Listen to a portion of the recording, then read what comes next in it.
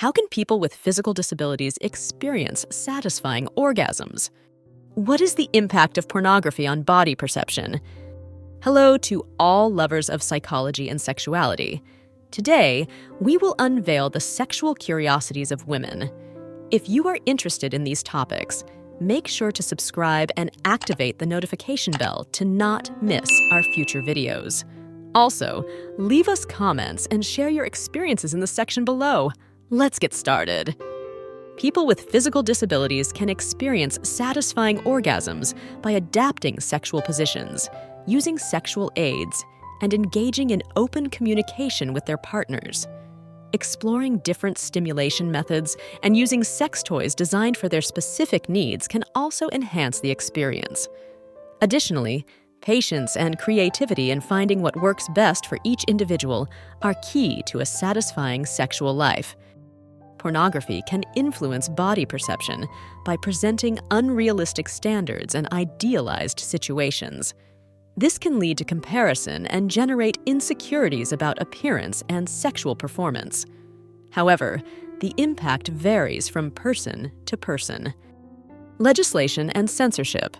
Pornography is subject to various laws and regulations worldwide, with some countries imposing restrictions on its production, distribution, and viewing, while others have more lax or permissive laws. Long hair fetishism. This fetish involves a particular attraction to people with long hair, either real or as part of a wig. Love and sexual desire. Romantic love and sexual desire are two different aspects of a relationship. While love focuses on emotional connection, sexual desire involves physical attraction. Male and female orgasm. Although there are similarities in the physiology of orgasm between men and women, there are also significant differences, such as duration and intensity, as well as the ability to experience multiple orgasms, which vary from person to person. Masturbation and menstrual cycle. Some women experience an increase in sexual desire and frequency of masturbation during certain phases of their menstrual cycle, such as ovulation. Masturbation and partner communication.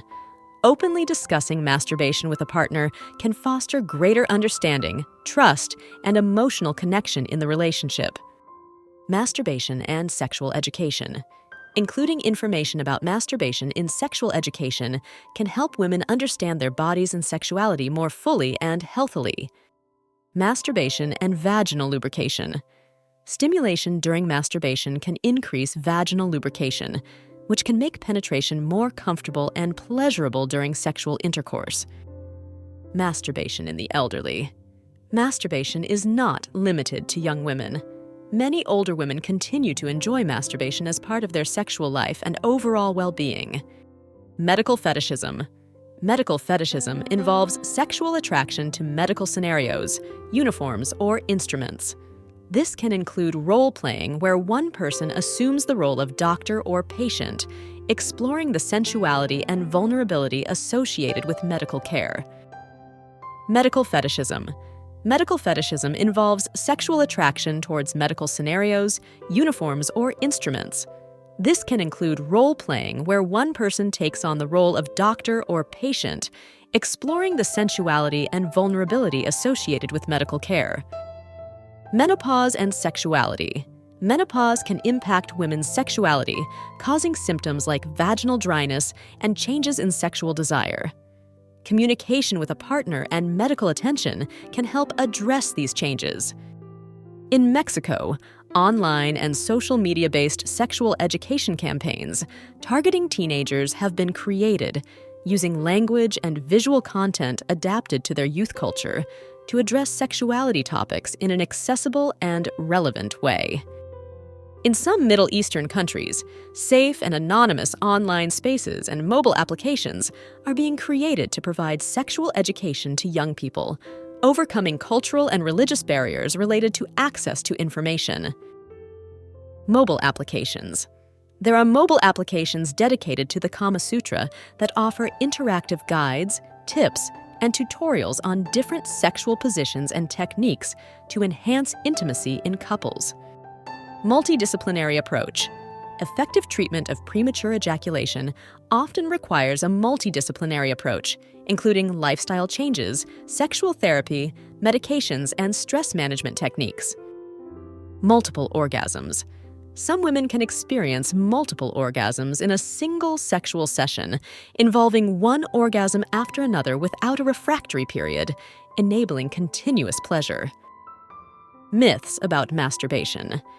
Throughout history, female masturbation has been surrounded by taboos and myths, such as the fear that it causes health problems or affects virginity, which have been discredited by science. Myths and stereotypes. Open relationships are often surrounded by myths and stereotypes, such as the idea that they are unstable or less meaningful than monogamous relationships, which is not always true. Need for clear boundaries. Establishing clear and mutually agreed upon boundaries is essential in open relationships to avoid misunderstandings, conflicts, or emotional wounds. Open communication about desires, needs, and expectations is fundamental. Non-physical contact. Foreplay. Foreplay doesn't always involve direct physical contact. Women can enjoy more subtle foreplay, such as sending flirty text messages, exchanging seductive looks, or sharing sexual fantasies, which can increase anticipation and desire. In some Nordic countries like Sweden and Norway, sex education is mandatory from an early age, often starting in primary school. It focuses on gender equality, prevention of sexually transmitted diseases, and promotion of healthy relationships. Oils and lubricants. Using oils and lubricants during foreplay can not only make the experience smoother and more enjoyable, but also help prevent discomfort or pain during penetration. Onset age. Premature ejaculation typically begins in adolescence or early adulthood, but it can persist throughout life if not properly treated. Open communication. Open and honest communication during foreplay is crucial for understanding each couple's preferences and boundaries. Talking about what is enjoyable and what is not can improve the sexual experience and strengthen the emotional connection. Orgasm in pregnancy. Female orgasms may have a positive effect on pregnancy. Some research suggests that orgasms may increase the chances of conception, possibly due to contractions aiding sperm movement. Orgasm gap. There exists an orgasm frequency gap between men and women in heterosexual relationships. Women often have fewer orgasms than men in these situations, posing an intimacy concern. Orgasm without ejaculation. Similar to men, some women can experience orgasms without the expulsion of fluids, like male ejaculation. This phenomenon is known as female ejaculation or squirting. Orgasms during childbirth. In rare instances, some women experience orgasms during childbirth. This is due to the stimulation of certain nerves and is not something all women experience, but it is a curious and little-known phenomenon. Human sexuality is a fascinating and diverse field that never ceases to amaze us.